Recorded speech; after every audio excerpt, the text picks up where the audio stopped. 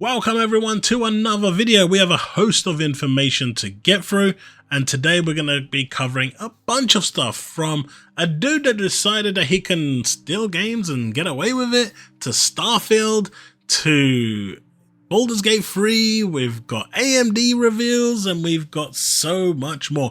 Even a take from Asmongold regarding why he believes the failure of Final Fantasy 16 in terms of expectations were not met. So let's get on with the actual video, starting off with Darren Harris. This dude decided that he was going to steal a bunch of Starfield games, Constellation editions, from a warehouse, thinking he'd never get caught, then went and made a video showing off that he actually stole it and gave it out and sent it to a bunch of people to ruin the game for other people, and he got caught. Now obviously, if you're going to put your face out there and saying, I did this, I went and stole this, well, what did you expect was going to happen? Now he has been given a $2,500 to $10,000 fine. That's not been disclosed exactly how much. Now in general, this is regarded as a misdemeanor in the US. However, if this is a repeated conviction, a repeated crime, it then actually becomes a felony, which does involve jail time. Was it actually worth it? Was being that stupid worth it? You let me know in the comment section below. If you ask me, there's literally nothing you can say that can tell me that this dude was not stupid. Now, Warhammer Dave says, remember when Phil said people wouldn't sell their PS5s if Starfield was great? He's actually wrong, because they have been selling their PS5s at GameStop. There are receipts, there are shop clerks that are actually proving that people are coming in and selling their PS5s to getting an Xbox Series console just to play Starfield. People been doing this, so that's already one instance where Phil was wrong. And quite honestly, even I said that they wouldn't be doing that because I didn't believe a single game could do that. But Starfield is so big that if there was ever a game that could do this, it's not Baldur's Gate 3, it is Starfield. Now imagine 3 or 4 other Starfield level exclusives. Yeah, that changes market share, and it will. I mean, if Starfield at this level is making this change, if Microsoft can come out with 3 or 4 or 5 games of this caliber, things will change for the better for Xbox. Now, Peter Ovo here says, Japanese gamer buys his first Xbox console to experience the greatness of Starfield. At last, so great to meet Xbox. It's my first time. Now I'm perfectly ready for Starfield. He actually then goes a little further, and if you actually look at his retweet, he says, I'm very happy that so many people have posted that they just bought an Xbox without saying anything, not having useful information or interesting stories, not being flamed. As you know, most people would expect to get, as we saw in my previous video, where PlayStation fans were abusing and harassing other PlayStation supporters because they went out and bought an Xbox to play Starfield. He says, I loved Bethesda, games make the world kinda, and I'm really happy for the dude. Games are there to be enjoyed. Games are there for everyone to enjoy. Regardless of the console it's on, just enjoy it. And at the end of the day, when it comes to the Xbox platform, you don't even need an Xbox to enjoy the Xbox games. Sign up to a month of Game Pass, whether it's on your TV, on your mobile phone, on your tablet, on your laptop, just stream and play. That is the wonder of Xbox. It's bringing gamers together. Next up, we have this one here from Darius Fears. You guys probably already saw this screenshot flying around and people saying you can't explore planets. Bethesda lied. Guys, there is nothing stopping you from exploring the planet. Now this screenshot here, as we can see, fast travel directly from missions menu, press this. Now Jez Corden said, like I said, it's not accurate info nor the full story. Can't say more than that really, because he is under embargo. Wait for the review embargo to lift. But we do have this from the actual lead himself. Starfield lead confirms full planetary exploration is possible after you've landed. And there is a tweet here as well with Jeff Fret asking, at Bethesda, Deacon, Starfield game, when I land on a planet, will I be able to explore the whole entire planet? And Peter Hine says, yep, if you want. Walk on, brave explorer. So the whole planet is explorable once you land. It may take you a while, but you can. So whether that was part of a tutorial or a instanced area where you're not supposed to go anywhere outside it is another matter, but the reality is once you land on an exploratory planet, you can explore anywhere you want. Next up, we come to Baldur's Gate 3, that PlayStation 5 exclusive. Yeah, you heard me. Exclusive! Well, apparently a certain group is not praising Baldur's Gate 3 anymore, now that it's also coming to Xbox in 2023. What happened? No one is talking about Baldur's Gate 3 anymore from the PlayStation camp, now that it's been confirmed for Xbox to come in 2023. I mean, the game is coming out in September. Everyone on the Xbox platform is going to be playing Starfield, so if this comes out in, say, November, end of November, it's the perfect window for it to actually get that max penetration it needs. And if we look at the comments that are down here, just look at how the buzz around the game died. Suddenly in 2 days, not only PlayStation fanboys, but also the media stopped praising the game. In just 2 days, I mean, previously, they couldn't stop praising this game. Apparently, this was a PlayStation only exclusive, according to one media outlet. They were saying that this was a game of the generation, game of the year, all of this stuff. But as soon as it gets announced for Xbox, that's it. That is it. Game over. No one cares about Baldur's Gate 3 anymore. It's not news because it's coming to Xbox and it's not a shiny card that the PlayStation fans can actually hold up against the Xbox fanboys. What happened? Well, should I tell you what happened? This is what happened. So, I set you a challenge yesterday on a video for 300 likes. We only just tipped it. We have 335 likes. I'm still amazed at all of you and thankful for your support. You haven't let me down yet. So in this video, I'm going to set you a humble 250 likes challenge. Let's see if we can make it. We are almost at 3,500 subs. Let's see if we can get that to 4,000 subs. A number of you watching this content, around 75%, are not subscribed but keep coming back. Do hit that subscribe button. It really helps the channel grow. It really helps opportunities and it really helps the YouTube algorithm. So please do consider leaving a sub. Do leave a like if you've enjoyed the content. On with the actual video. So, keeping up with the Baldur's Gate 3 split screen dilemma, it's still coming to the Series S. Now, a lot of people thought that the parity solution meant that it was basically not going to be on the Series S, but Xbox is working with Baldur's Gate 3 developer Larian to explore adding split screen to the Xbox Series S. Now, Xbox has responded to Kupo Darkness by saying, "We're working with Larian to explore the addition of split screen on the Series S. Stay tuned."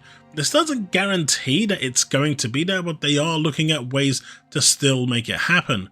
Whether that's going to be at half the resolution, because at the end of the day it is rendering 2 versions of the game, or it's going to be through some other technology using velocity, direct storage, FMF, SPF, whatever the technology that they're going to use, there should be a solution for this. And if they can find it, not only will this help the current dilemma right now, but it will also help developers going forward by having that technology, by having those techniques available to them to be able to use when they come to that same problem.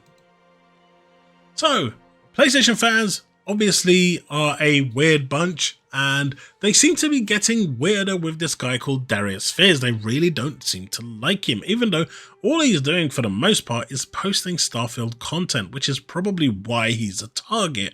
But it says, bro, PlayStation fanboys keep following my girlfriend and family accounts. Like, why? Like, seriously, how weird do you have to be to start targeting the dude's girlfriend and family?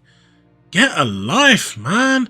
Jeez, that's creep territory at this point. I mean, seriously, that's like complete weirdo whack job territory. No, I mean, I get going after the guy. I can totally get that because console wars and, you know, pleb stuff, whatever.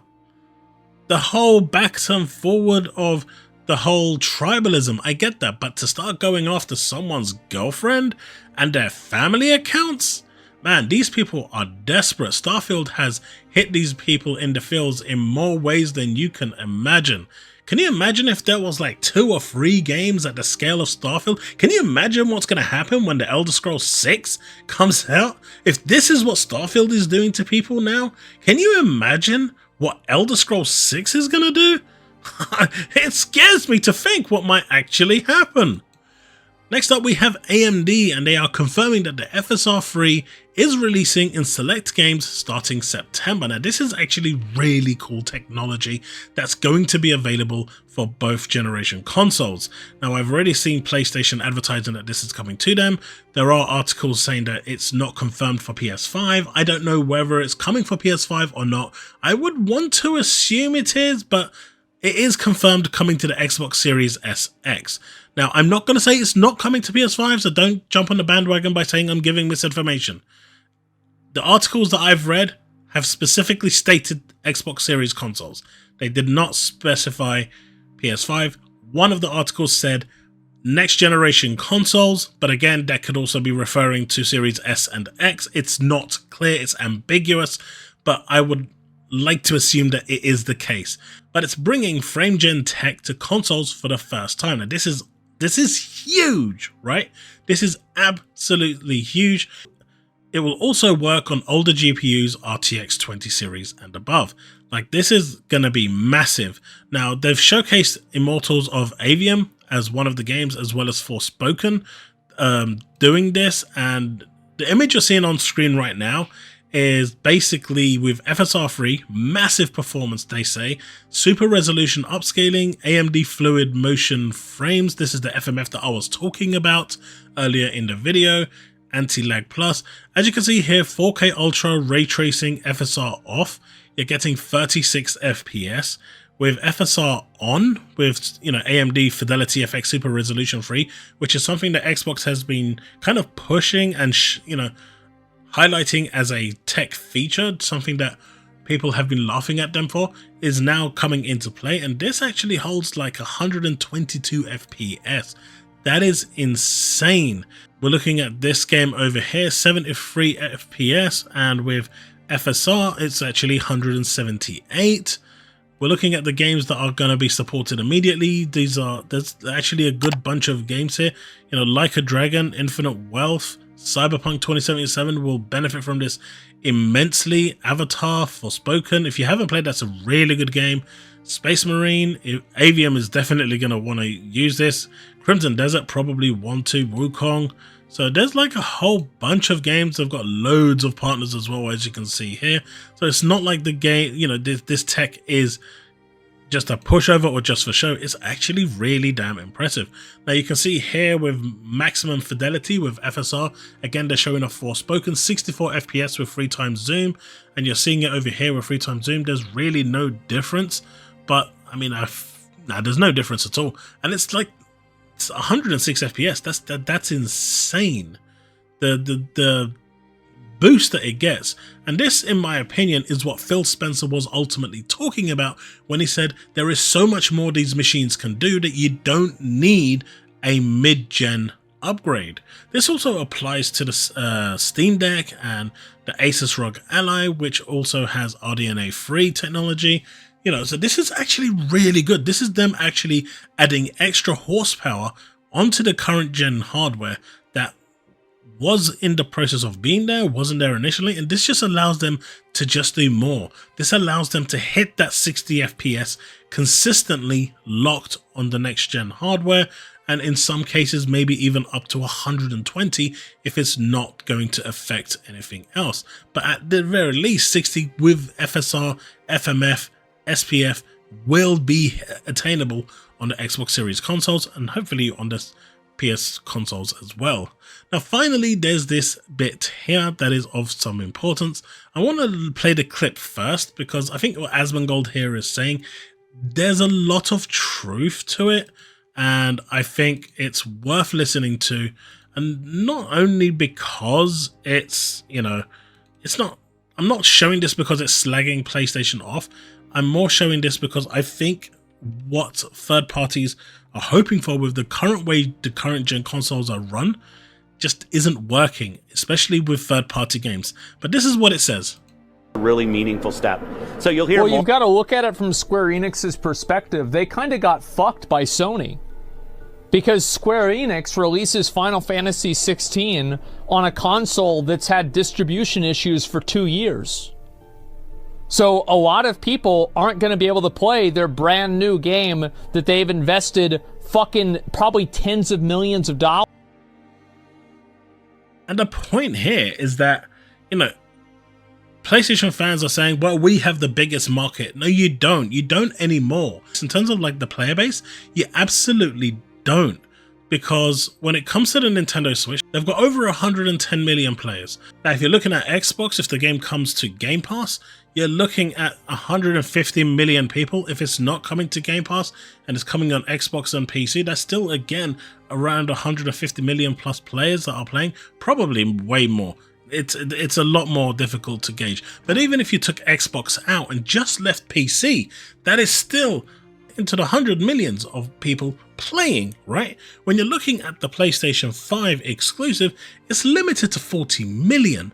Now, from that 40 million, only 3 million purchased it. That's 37 million users who did not. That is an alarming majority. And considering the actual constraints that you've had, you know, both platforms have had in getting consoles out within the first year or two, it's really dumb to do that with the actual third-party games. Now, I know some of you are going to say, well, why is Starfield doing that? Well, Starfield's coming on PC as well. So between Xbox, PC, and xCloud, it's already got a market that dwarfs the PlayStation's 40 million by, you know, a mile. So, and the fact that it's a first party, right? But it dwarfs the, you know, the reach of MAUs by a mile. There's no way that the 40 million players that are restricted only to the console for the PS5 as a platform exclusive, because they still believe in platform solidarity, unlike Xbox, which is now platform agnostic, the reach for Xbox games and Xbox exclusives is just far greater. And with that, if they add, obviously games are going to be adding microtransactions, it's just more reach for revenue. So as far as what Asmongold is saying there, he's spot on. They got screwed by Sony. They got screwed hard by Sony, and their faith in the platform to generate them the revenues that they wanted just wasn't paid.